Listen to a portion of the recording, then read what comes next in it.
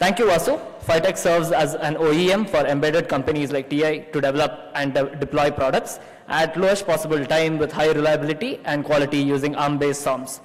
A round of applause for our ecosystem's partners. Their invaluable contributions were unveiled in this session, underscoring the collaborative efforts that enhance our products and accelerate time to market. Our partners, with their feature-rich tools and software stacks, truly bridge the gap between innovation and implementation. Lastly, Krypton Solutions is one more ecosystem partner that is here with us. Gentlemen from Krypton Solutions, can you please stand up? Yeah. So these people, they are based in Dallas as well as in India. They have M0 and C2000 based solutions. They have eval boards which are given free of cost for university students so that they can, get into the space. This age is for the semiconductor companies, right? We want youngsters to get into that, do a lot of projects on such solutions, and they're giving it out all for free of cost for university students. Ladies and gentlemen, we are about to embark on a journey into the dynamic realm of open source solutions, exploring how they enable end products using TI SoCs. It is with great pleasure that we introduce our next speaker, Qasim Syed Mohammed, Worldwide Software Engineering Manager, Sitara MPO. And he will guide us today through this fascinating landscape. Please join us in welcoming him. So you all know who I am.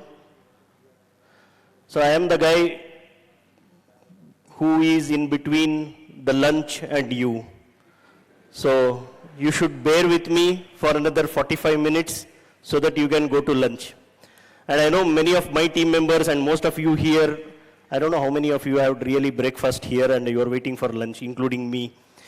So if you are energetic and enjoying with me, I'll finish the session fast. If you are not, then I'm going to stretch it and food is going to be waiting for us. So let's get into that. So I'm starting here on open source software. So this is one of my fascinating area which I have been doing this for many years now. So I always try to see like what open source can give us in terms of product development, right? Whether it is a semiconductor company or SOM company or development boards or end product manufacturing. So why do we actually go for open source software? See, in any hardware, the biggest bill, how many of you are CEOs or managing directors or somebody here? I think I see quite a few senior faces here. So let me understand the audience now. How many of you have opened a mouse and cleaned the mouse ball and used the mouse again? Oh, great. So that means I see many directors here. So you are cutting the bills and paying the check, I know. So the biggest bill that we pay in any product development or hardware development is on software, right? Let's bite that. So the software engineers are going to charge you a lot of money and you have to spend software, like hardware you do once, but software you have to keep investing again and again, time and again to maintain it, to support it, to refresh it and all, right? So software is definitely a bill that you need to have it in your product cycle. So therefore we always rely on something that is free. Okay, so software is always free, available somewhere. Let me take it and put it in on my product and let me get my product out, right? So, but that's not as easy as it is shown. So that's what I am trying to cover here. So before getting into the open source world, right, let us try to understand some of the keywords and nomenclatures that these open source teams uses, okay? First thing, where is this open source software hosted? So as you can see, the most frequently used repository is the GitHub today, like GitLab recently, and also the cloud sources like AWS and many other individual cloud source partners who are available today. So this open source software is available on those portals, right? And then the most important part, which we always try to forget, is on the licensing side of things. So how many of you are from software background here? Can you please raise a hand? Like how many of you are software? Okay, I see a lot of hardware people here. So when you simply take on open source software and put it in your end equipment, be careful. Because all the software that is out there is not for free, okay? There will be something called licensing there on the software that actually forces you to pay if you use it in your end equipment. If you are making money, they say you pay us as well. But if you are not making money, if it is you for your proof of concept demo, then go use it. You need to be careful when you choose the software which you want to use in your end equipment. So these are some of the licenses which I have highlighted, like GPL v3 or LGPL and MIT, but there are plenty of licenses and you will never know what license to use. And most of us in our companies don't have lawyers to handle this software legally, right? I'm believing so. And then hosting is one part of it, licensing is another part of it, and third thing is collaboration, right? I downloaded some source, I have put on my board, it's all working great, but after 2 days I start seeing some kind of random crashes in my device. Now where do I go to? And that kills my product, right? Like I don't know how to fix it. Now where should I go? Where should I talk? Where should I discuss about this? And okay, I solved it and I don't want another person to feel the pain. How can I collaborate and give my solution to him or her, right? So how do you enable that collaboration? So these are 3 key pillars when you pick any software from open source communities.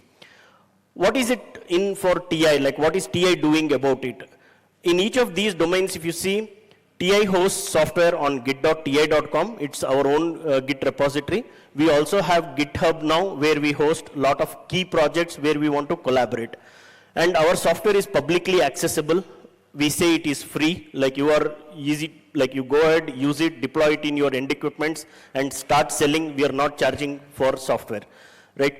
And some software, when we deliver to you, due to geographical restrictions and conditions, some software is regulated as well. So you may not see that software directly on public portal, but there will be a link. Click on this and you will get an approval page, you approve it and then you can download the software. Because that is mainly, though we want to give it to you for free and open, but due to some legal restrictions and geographical conditions, some encryption software, and wherever there is a different ECCN, the software will be always stored behind the approval page.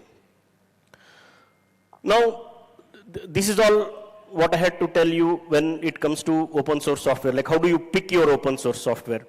Now, what does TI do? Because we are taking this open source software, building it for our SOC, porting it for our SOC, and then giving it to you after doing all the legal checks and balances. Like if you go to our SDK page, we publish a software manifest file which says where we got this software from, what is the legal license on it, are you allowed to distribute and sell it as part of your product or not, right? All those things are documented for you in our SDK.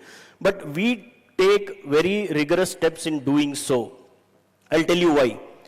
So if you see our, like in the morning sessions, you have seen how our scalable portfolio is, right? So we are from MCU to high-end multi-core devices. Now you have one single MCU core with few peripheral drivers and few accelerated IPs. On the other end, you have MPU cores which has dual core or one core, single core ARM processors and then few peripherals and few accelerators with IPs. And then you have a pretty complex device where you have many ARM cores, many MCU cores, peripherals, accelerators, everything integrated into a one complex SoC. So as you go up in the ladder, your software complexity will start increasing. And when the software complexity increases, you need more and more open source software for you to finish your product, right? So on those lines, so some of these things which we take as key factors in picking an open source software. So when we pick an open source tool, whether it is a simple PCIe tool or when we pick some tool like perf or benchmarking tool or profiling tool from an open source entity, open source project, we first try to see that can it scale from MCU to the highest Jacinto class of device. That's our foremost thing, because we don't, like I know most of you guys, like I saw even the SOM partners and many of you here are building products on TI from MCU to Jacinto, right? You also will have low, mid, high class of devices in your every product portfolio. You cannot just go one product, right? So you might have a product on MCU and MPU and Jacinto. Now you cannot have in your software organization one person dedicated to do MCU who understand only MCU tools, one person dedicated to understand Jacinto variants of tools, right? The tools have to be scalable, common, and it should be known by the engineer, and you should not train him again and again on using tools. So when we pick a tool, we ensure that the tool is scalable from MCU to Jacinto class of devices. Similarly, operating system. We have multiple, tons of operating systems which we package and give as part of our SDKs, whether it is RTOS or Linux or real-time software, third-party operating systems and so on, right? When we pick those operating systems, we ensure that that operating system scales across these devices. You should not, if you have built a product on MCU, you should not build another product with a different operating system. Similarly, on accelerators, peripheral drivers, and developer experience, all these things have to be seamless from MCU to Jacinto class of devices, and that's what we spend most time when we pick any open source software in-house and productize it for you when we before putting it in our SDK. So what we offer in our open source software stack, the red color box that you see today in between, I know it shows like a lunch box today for you because you are already hungry there, but basically the bootloader, the operating systems, the firmware, device driver, application stack. This is what we give it to you, but majority of these things are coming from open source. We port it on our SoC and our platform and we deliver it to you. Now what do you do with that? You build your end equipment. So what are you supposed to do? You should not open this box. That's our goal, right? We don't want you to unnecessarily open this box and re-engineering into it, or don't spend your software cycles on this, but instead focus on building applications. Focus on battery operated devices with tweaking the power management solution, build safety critical, time critical applications, put applications or apps which enhance us or gives you the flexibility of taking this into your end equipment, and also build secure solutions on top of it. So we want you to focus on building the end equipment and by generating that applications that are required for your end equipment. Underneath whatever goes into the foundational pieces, we want it to be very seamless and very portable for you. That's our goal. So with that, I have also highlighted the software stack here, which I will go into details. But that gives you some kind of an example. Like if I say bootloader, it is the SPL or U-boot. When I say operating system, it is Linux or FreeRTOS. When I say protocol stack, it is the TCP/IP stack or USB stack and so on. And when it comes to application layer, it is your OpenGL app which you use for your GPU acceleration, your OpenMax or OpenCL when you want to do multimedia and things like this. Right? So we want you to focus on application, build your end equipment faster, because if you go into market faster, that's when we make money. If you keep prototyping the product for 2 years, we are also struggling along with you, right? That's our end goal here. If I zoom into software stack, I won't go into every single block diagram that I showed, but I want to give you an example of how much engineering and thought process we put with respect to an end equipment. Now, for example, bootloader is the fundamental thing, right? When you turn on your board, the first thing that our ROM code or boot ROM loads is your bootloader. And bootloader is one of the least or most thoughtful area, or where you will spend more or majority of your time. Because that's where all the DDR specific configurations, whether you are using a different memory or different flash, or where you want to boot from, whether you want to boot from eMMC or you want to boot from OSPI NAND or QSPI or something, you need to put your thought process to, right? So there we have engineered a lot. The boot time optimization, where how much based on the end equipment. Like if you are in an auto world, you need very fast boot time. If you are in an industrial world, you need very fast boot time. If you are in some other domain, you may not need such fast boot time, right? So we have gone through those exercises, and we have taken one open source solution, which is SPL and U-boot, which we give in our standard product offering, which you can take it and deploy into your equipment directly. And it has benefits because it comes from open source world, so you can trust the software and you can live with it for longer duration. Like if your product is going to stay in the market for 10 years, you can stay with it because that's going to be supported by the community. And there is lot of thought process and review process that happens from the Linux community, so you can trust the software there. But sometimes that is not sufficient. When you go into safety critical applications, you also need to qualify for your ASIL-B, ASIL-D kind of things, where you need your bootloader software to be qualified.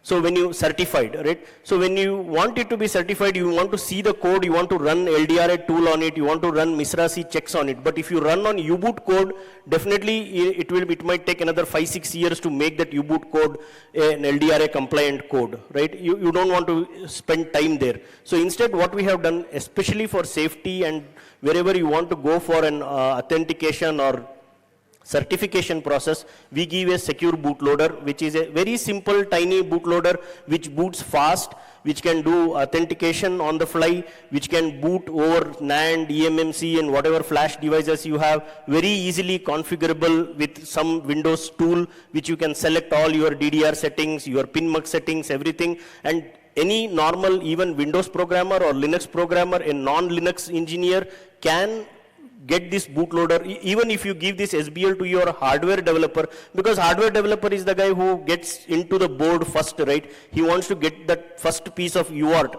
So basically, if he prints one A on the UART terminal, hardware guys are happy, like their board is alive, right? When they blink that one LED, the expression that you see on their face is, I see so many people laughing here. I know that is the first thing that you want to see, one LED blink or one UART A printed on some hyper terminal. Is that the technology still being used? Okay. So these are the two things which I wanted to highlight here. So you have SBL and SPL which you can pick, and SBL gives you much better flexibility for you to do quick prototyping for your hardware engineers. And it is a Windows programming tool which you can use to configure all the variable parameters for your hardware. Okay, and this source is public. We have made it public and it is available on GitHub. And if you fix something, please contribute back to us. We will maintain it for you. And then getting into another world of Linux and MCUs. I won't go into the software stack much. I showed you there are two variants of devices, right? You have core MCUs, where microcontrollers which you can use for your coffee machines, panels, and simple audio applications. And then you have very complex devices where these MCUs act as accelerators, where you have tied one MCU to a camera to just initialize that camera faster, or tied it to an audio to keep playing audio for a long time, or it to a real time and ADC monitoring or something, right? So how do you work with MCUs? Like, I am a Linux engineer, I come with full Linux background. How should I use this MCU as my add-on module in my existing SoC? Or I come from an MCU background, I don't want to touch Linux, but I still want to do my simple tiny programming on MCU. So this is the thing that we have solved with MCU Plus SDK. There will be a very detailed session on MCU Plus SDK with Prasad talking later in the day after lunch. So this is one tool which we have developed, MCU Plus SDK. It is completely Windows programmable tool. The intention of this tool is to give the flexibility that if you are a Linux engineer, don't worry how MCU works. If you are an MCU engineer, don't worry how Linux works. And we give you the flexibility to create the binaries, load the binaries through Linux software. Okay, so there is a lot of material out on MCU Plus SDK. I would love you guys to go download the tutorials and materials and go through the MCU Plus SDK offering. And if you have any doubts, you can reach out to us. There is my team who can help you, guide you on how to use that MCU Plus SDK. This is not an industry standard thing. So if I tell you use some open source tool like Eclipse or something, you might know, like if I tell you Visio or Code Studio or something like, you may know those tools, right? But MCU Plus SDK is not a standard thing in the market today, so you may not know, but better to learn this, because once you learn this, you will feel very comfortable in dealing with MCUs. And again, it is hosted on git.ta.com and also on GitHub. It is publicly available, made in open source for you with all the licensing terms taken care. And then comes the bigger beast here. Like how many of you are from Linux background here, like using Linux for this? Okay, rest of the guys should go to lunch, I think. That is much better. Because this slide is going to confuse you a lot. And I'll try to make it simplify it, okay? So you build your end equipment. When you are building your end equipment, you need a lot of software, right? You are seeing one needle moving there. When you press your accelerator, one needle is moving on the display screen. It looks so jazzy, but in order to get that needle moving, it takes 6 months for us, okay? Because you have to design that needle, you have to put it in the frame buffer, you have to give it to graphics accelerator, the graphics accelerator should compose the frame buffer, it should give it to the display framework and the display IP, the hardware should render it on the display panel. There is so much engineering that goes in just moving that needle, it's way too complicated, and it becomes so complicated when you have to integrate tons of software stack in order to get that done, okay? So, you want them to sleep now, or let them have lunch, after that they can sleep, right? Okay. So, when you take that software stack, it is too complicated. Now, what we do is we select these software stacks for you, okay? We have variants of software stack, like Yocto. Now I can see you, you're not sleeping.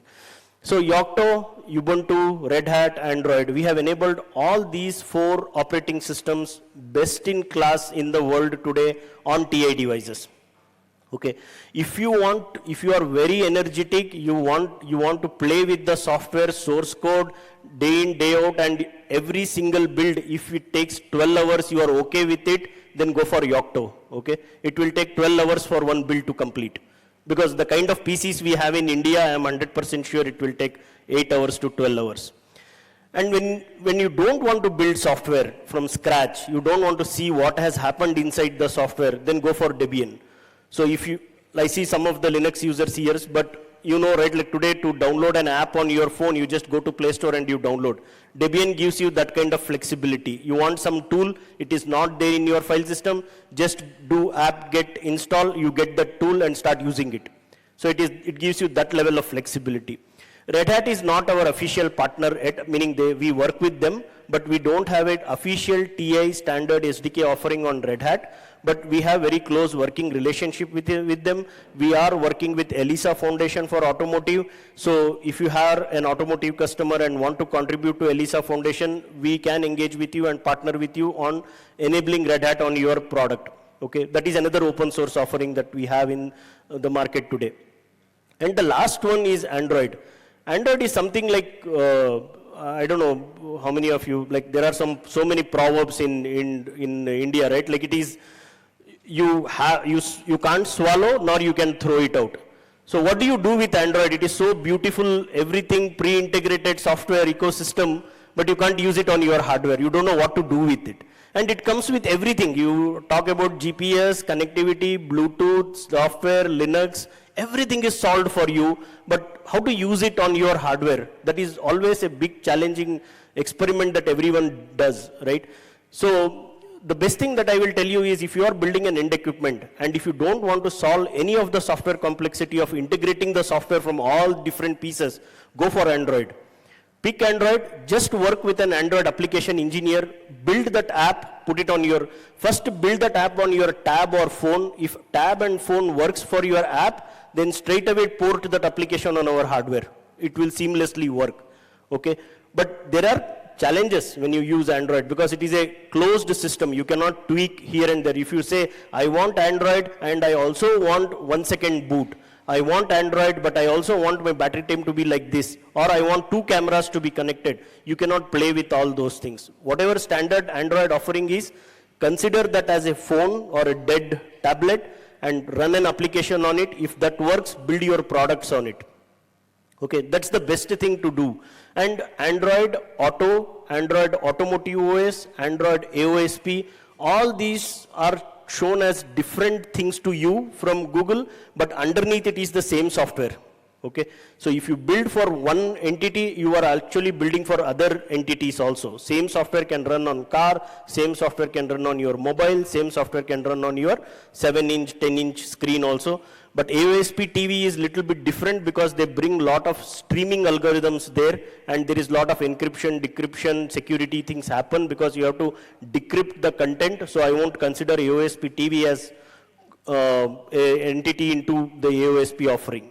Okay, so these things we have solved for you. Now you pick what you want. I'm telling you, you want to build Yocto from the source, go ahead. Or you want to just focus on application, go for Android. If you want to do some level of R&D, go for Ubuntu or go for Debian, okay? And there are both, like I want to do some kind of commercialization or I don't have my in-house expertise, go for paid support from Canonical on Ubuntu. No, I want to do myself, go for Debian, what we have given. So there are flexibilities for you to pick from. So here I stop on multi-distro unless you have any questions later in the day. So I have 7 more minutes. Let me see what I can cover. I'll skip this. I wanted to highlight, like when we give you software, what are you supposed to do? I think I told you a few steps, right? Like you have to change your DDR config, pin multiplexing, change from one flash to another flash, change your display panel, change your audio codec or touchscreen ADC. So these are some of the porting tips. Now, all those things you can resolve very quickly if you follow all our Linux Academy and lot of tutorials that we have given in porting our software from one of our EVMs to your end equipment. And that is solved in Debian as well as solved in Yocto. Now, I want to go into software release cycle. So if you are with me for last 30 minutes or so, I was telling like what is the importance of open source for you as an end equipment manufacturer. What open source software have we used to give you and what have we done to that open source software in terms of analyzing the legal aspects of it, in terms of optimizing the software, where we are hosting that software, how we are delivering it to you. Now, what is the cadence of that delivery? Like how often are we giving that software to you? So we are giving that software 3 times a year, okay? So we start our development in Jan, say, after 4 months, we give you one SDK drop. And you take that SDK drop, do your software development, and again after 4 months, we give you another SDK drop, and then periodically, like every 4 months, you will see one SDK drop from us. Now, the challenging thing here is, like you took my software engineering SDK in February, and you saw that touchscreen is not working in that. Now you have to wait for another 4 months to get your touchscreen working. Is it feasible? I know how many of us will take loan from bank and FDs to build our end equipment, right? We have to pay interest to the bank, and I know that meter will not stop. We can't say to the bank that, man, I have a touchscreen not working, give me 4-month loan period, right? They don't give us. So we cannot wait for that 4 months to get one touchscreen working. And I know why the touchscreen is not working, because it was on a Sunday that I made a release. Monday I realized, oh, I missed this one edition. If I had done that, touchscreen would have been working. Now you saw that, right? How many devices TI is building every year. Now if you see, there are more than 12 to 15 current running products, different SoCs altogether. I'm not saying one SoC with 15 boards. I'm saying 15 different parts which are active today, where we are making SDK releases every 4 months. So something or the other will get missed in that cycle. And there are engineers, test automation, everything which cannot catch every single bug, right? Sometimes we miss that. So this was a prolonged experience for us. Like we release it and then we start seeing customers shouting at us, oh, you broke my camera which was working last time. You broke my touchscreen now. What happened to this which was working? Now it is still not working. You promised me that you will give me 1 year ago. Now still in your SDK, I don't see this feature. So we have heard this a lot. Now how do we fix this? So we went into something called CI/CD model, okay? So what we are doing is with this, now developers at TI, we have this 2 branch, like Nextend product branch, which is hosted on git.ti.com. Anybody goes to git.ti.com can see these 2 branches, okay, Nextend product. As soon as developer works on a feature, he submits a patch to that next branch, and we run overnight one test on that patch. If that patch is passing the tests that we have created for it, we promote it to production branch. When that promotion happens, immediately that goes as a SDK release. I'm not giving you a patch, I'm giving you a full-fledged SDK release on weekly basis on ti.com. And it gives you the complete test result metrics, like how many tests were run on this SDK, how many are passing, how many are failing, why they are failing. That complete report is given publicly to everyone. Anybody can see this. And it is available for all the supported product families in TI. Okay, this is the best thing that you should utilize. Don't trust or rely on these 4-month releases unless you have plenty of time to really do that. But if you pick one release, after that start depending on these CI/CD releases. Learn how to use this engine, okay, it works. Because you don't have to wait for every 4 months to get your one single patch or one single fix. If you keep monitoring this dashboard, you can clearly see that, okay, what is changing. And if you really need it, pick it. If you don't want it, throw it, right? And if someday the patch doesn't work for us internally, we don't promote it. So there is no CI/CD release happening for it. So this is one good thing which I wanted to highlight. And there are customers who have told very good and all that. I don't want to go into this. There is one screenshot on upstream. I have 2 more minutes left. I'll come back to it if I get time. But since not many are from Linux background here, I just want to highlight that we are one of the top contributors in Linux kernel community even today. Okay, there are definitely a lot of contributions happening from other companies as well, but those companies may have third-party resources and engineers working on it, but these contributions that we are making into Linux community are our own engineers. So if you see our engineer with TI.com, he is working in TI, and he is no alien or no zombie who is working from somewhere, right? He is the actual engineer who is working on the product. You ask him a question, he will explain on the mailing list. So I will not go into that because there are so many lines in this, and if you have come from Metro, you will forget which is red line and which is blue line after going to this, right? So let me not go into that. I want to come to this one important topic here, like on community collaboration. So I see some of you here are partners who are partnering with TI for, like, you want to make money, we want to make money kind of thing. And there are so many customers also here working with us. So how can we work together in an open source way? Today we give these many SDKs that you are seeing here, Linux SDK, MCU Plus SDK, Android, QNX, Debian, Jailhouse. Jailhouse is an hypervisor, by the way. So we give these many SDKs. These SDKs are hosted on GitHub and git.ti. And they are all enabling Linux, Yocto, and Debian. These releases can be taken by our partners, and partners can give these releases to our customers. Okay?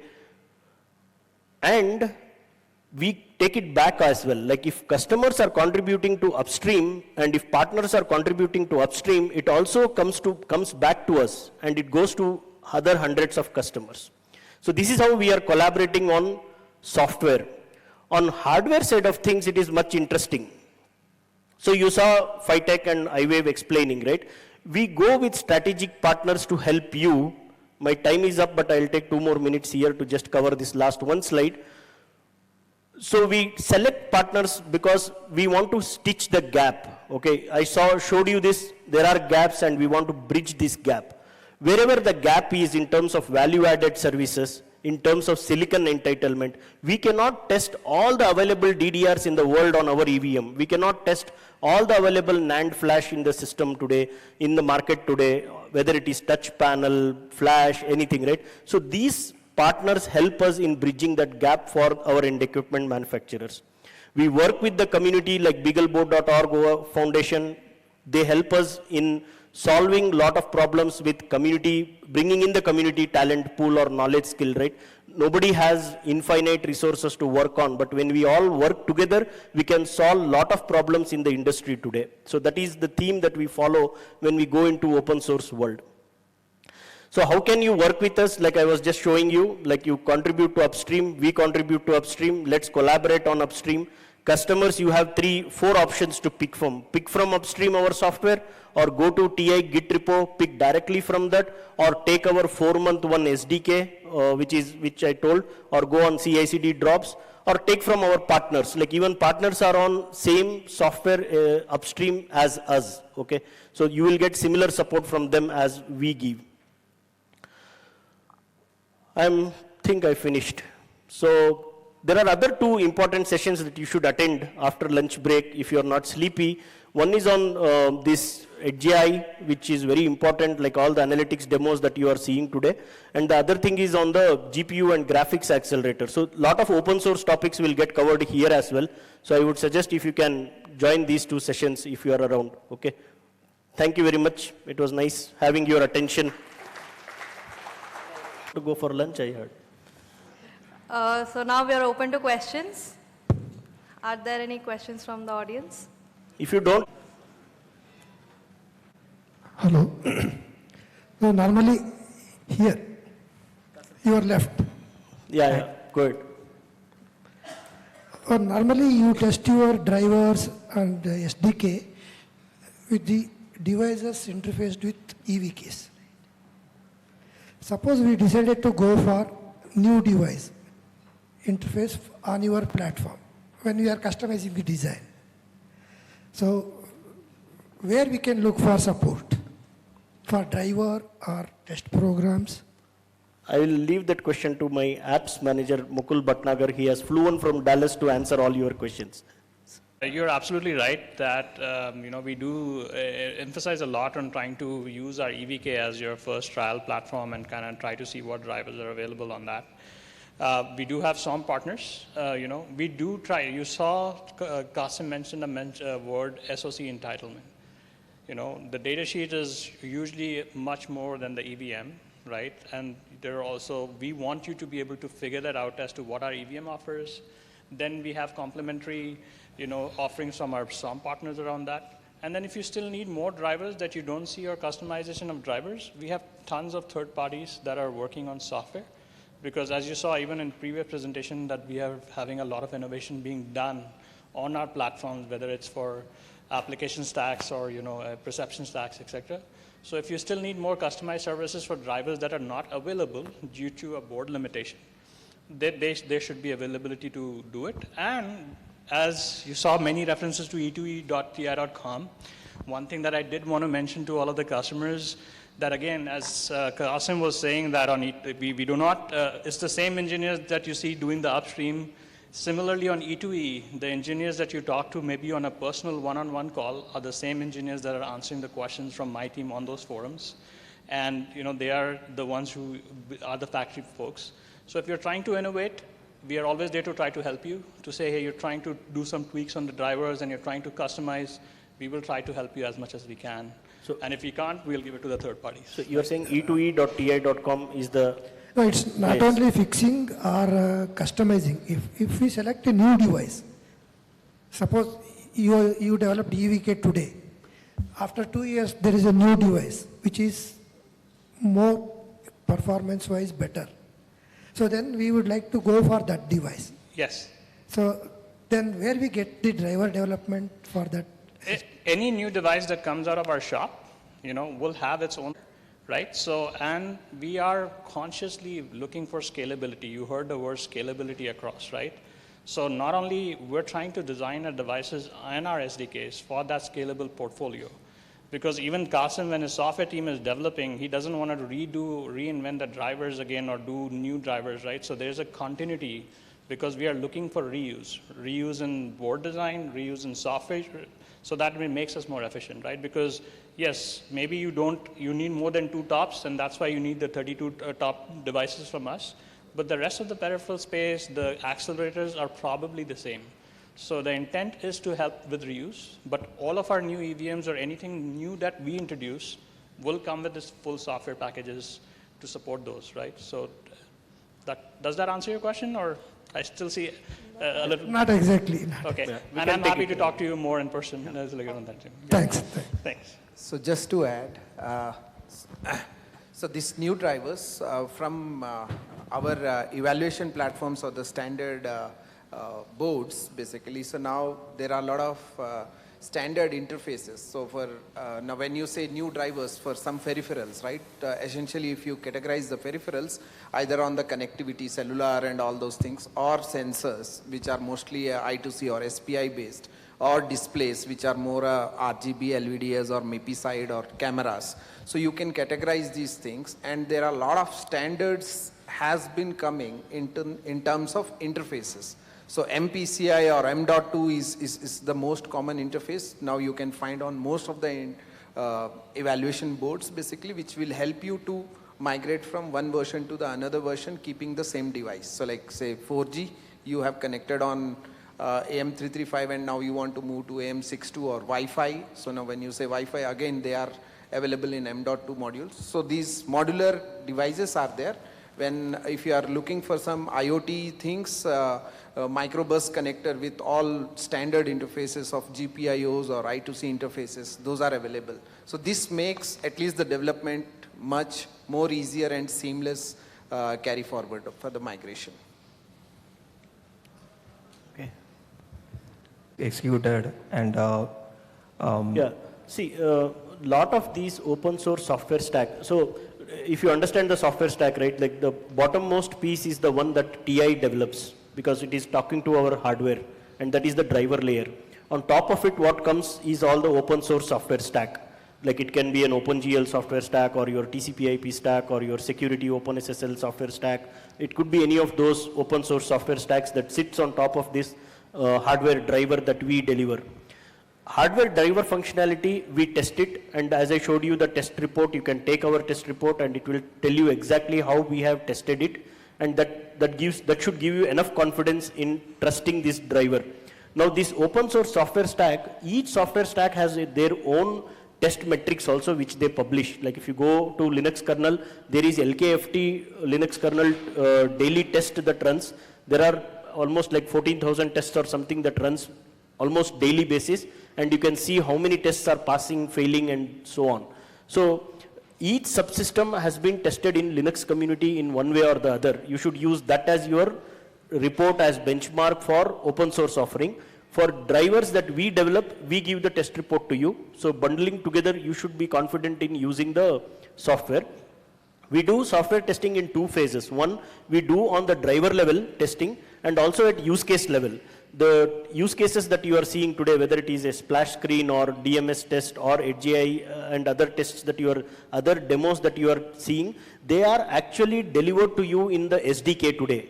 That means the test that you are running today and it is not breaking in front of you means we have not created this demo for this audience today, right? It is part of our SDK. So we test that end-to-end use case also. So you can see, like, you download our SD card image from our ti.com SDK, burn that SD card, put it on our EVM and you boot. You can run step by step all the demos that you are seeing today on your desk. That gives you the enough confidence on running the use case level tests also. So use case level tested, protocol stack tested, drivers tested. So all three layers are independently tested and you have the report. yeah, thank you. So I have one question regarding cyber security. So how TI takes care of software vulnerabilities from cyber security perspective in TI software SDK to ensure continuous cyber security of the end application, and is there a cyber security management system implemented in TI? We are implementing. I'm here. Oh, okay. Okay. Tough questions to him. It is a tough question, right? But again, I think I've seen this question before, so I may actually have seen that from an email from you. But I think one of the things, again, this is the reason we are first of all trying to use the LTS kernel, because we want you guys to be on the latest kernel so that you get the goodness of any community patches and everything like that for that. And then apart from that, I think we have a standard security process. So you will see, I don't have the exact website on the name, but if we find vulnerabilities, we will publish them. And then we will do fixes, specifically if there's something related to the TI, sort of the device itself. But we always recommend, that's why for you guys to either stay on the latest kernel or for long development cycle products, because I know some of you are doing energy and gas and stuff that you will have sustained and maintained for like 10 years. You may have to find some partners that do maintain those BSPs that can actually take care of any specific security vulnerabilities that may be required for your To add to what Mukul is saying, right? So if you have observed my slide, we take LTS kernel as our baseline to start working on the software development. Okay. The reason for LTS is like it is supported for next 2 years. Earlier it was supported for 6 years. Now they have reduced it to 2 years. So what Greg KH promises, if you Google and see what LTS Linux kernel means and who Greg KH is, all the security vulnerabilities and fixes which are going in Linux kernel is also maintained on LTS kernel. Now if you take our SDK 9.0, it is based on Linux 6.1, and that 6.1 kernel is supported for next 2 years in the community. So any security fixes, any security issues that are observed, all those fixes will be available to you for 2 years. And if your product is going beyond 2 years, then we advise you to move to next LTS cycle, which we will support. Like we are moving LTS after LTS. So TI SDKs are moving LTS after LTS. So you should get all the security fixes in those patches. Okay, we will be Just, around. Qasim. So let's meet you all. Qasim, one thing to add here. So on top of what they both said, there is also PCERT. So TI has a product security incident response team, and they have a specific format in which you can fill if you find an incident has happened. We have a team that would be able to triage, whatever happens, and if it indeed turns out to be something that TI has to work on, TI works on it. So, Thank you, wanted to highlight. Shashank. That was a good, there is a public portal available where for any of our processors or, MCUs and even the lower end, IoT space, we do, have that ability for you to, ask some questions if there are some specific security vulnerabilities, and we will also use that to publish stuff on there. Okay? You had one question. I have one pain area when it comes to open upstreaming and all. When we are moving from one LTS to another LTS, take example, in 5.10 some Wi-Fi is working, but when we come to 6.1, sometime that Wi-Fi may not be working as expected or it may not support. But the problem is when the same file, some core file or something, if I take the history of the TI, where is the GitLab of TI and the open source Git, the history if you take, some patches are missing in that one. It may be testing for something, but that it leads us to when we try to resolve some issues, then it's like a half of selectively they are taking the patches from mainline and some they are skipping. That why it is done, or is there any in future it is to solve that kind of Very good question. I can try to answer very quickly. So I was showing that slide on upstream, which I couldn't cover here. When we our engineers are continuously working on upstream first strategy. Okay, even before our device gets launched in the market, or even before it is made available to us, even during our pre-silicon phase, when it is still in an RTL stage, our software development starts on that RTL. And during that phase itself, we start developing the code and we will submit the patches to upstream. Okay, but the upstream cycle is little bit not in our hand. Okay, you submit a patch and it is up to the community maintainer, the community there to acknowledge or accept the patch. No, I'm coming to that, what you're asking. So sometimes it takes time. Okay, and some of the patches which we might have submitted has gone upstream, it is submitted, done. Like I am on 5.10, I am carrying 20 patches because community has not accepted those 20 patches, so it is there in 5.10. When you took our 6.1, you will see only 3 patches because other 7 patches are already there in upstream kernel. So therefore you won't see that 7 patches in the next variant of 6.1. And in some cases, if you directly do 5.10 to 6.1 comparison, you might see like there are 20 patches here, why only 3 patches? Other 7 patches would have come in like 5.15 or 6.0 somewhere. That history, if you take, you might not say easily, but that those patches would have already gone upstream. The issue that you are seeing, that is a common issue for even for us. Like when our Linux engineers are working, 5.10 everything was working fine. Now I want to port my driver to 6.1, it doesn't work. Now they have to redo, rethink and understand what changed happened in the community, and they have to bring that change. So that therefore what we do is we give 3 releases on every LTS. Like one release when we give, it is the first EA release we give. After that we give 2 more refreshed releases. By then we would have hardened the release and we tell them the last release of that LTS is your productized release. Pick that and move into your production. Okay, like 9.0 is 6.1 first. 9.1, 9.2, by then all the bug fixes, everything would have gone in, all the performance improvements, benchmarking, profiling numbers, everything would have matched, and we tell 9.3, 9.2 is your production release, not 9.0, because we migrated then. Okay. All right, so we'll be closing the Q&A session for now. If you have any other questions, please feel free to connect with our speakers during lunchtime. Thank you for all your questions. Thank you, Qasim. Thank you, Mukul. for a very informative session and Q&A session. Your expertise and profound insights have truly illuminated the path for us. Thank you for showcasing immense possibilities that arise when open source principles converge with cutting-edge technology.